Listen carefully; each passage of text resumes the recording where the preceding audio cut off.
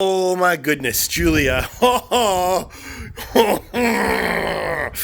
right, my dear, this video is for you, and I am so sorry that you're not here. This video will have to suffice. Did we find the juice? Okay, let's put this bike up just a little bit here because I'm not as tall as you are.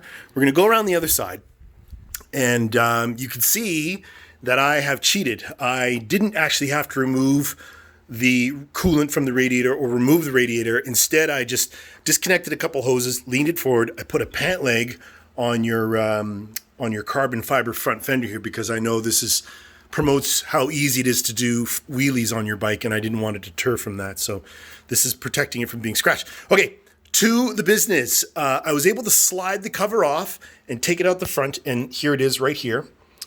And all right, our view's a little obstructed by frame, and this is your clutch cable, but you see this paint mark right here. This is obviously not factory. This is a paint mark from the previous technician that was inside this engine.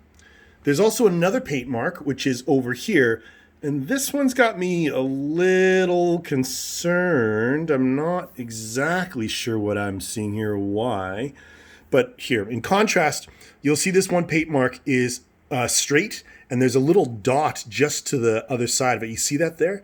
That's a factory timing mark. And then the technician put a paint mark on here. And then what they probably did was marked the chain as well. Now, of course, the paint mark that was on the chain has been worn out because the chain has gone around 1,000 times. And not only has the paint mark moved, the one that's on the chain, but it's also probably worn off. So that's gone. But on the intake cam, which is this one here, the paint mark's kind of, well, all over the place. Here's our factory pin mark. You can see that at the very top. The lighting's very bad here, but anyway, there is a paint mark or a pin mark right up there, hidden in the shadows of my mind. And then right below it, there is a paint mark, which is, one is going this way, and then the other two are, I don't know, it's weird. It almost suggests that the sprocket is spinning on the cam, but that can happen because you rode the bike in here. Fucking weird. Okay. All right. Furthermore, obstructed by everything in our way. Oh, here we go. Here's a great view. Okay, so this is your cam chain. This is your intake sprocket and cam. That is your exhaust sprocket and cam. And this is the cam chain. And this chain, if I can get my fat fingers in here, this chain, as you can see, is loose. And it's not supposed to be. So remember when I commented that I don't think that you need a cam chain tensioner? I was wrong. It appears to me that you need a cam chain tensioner.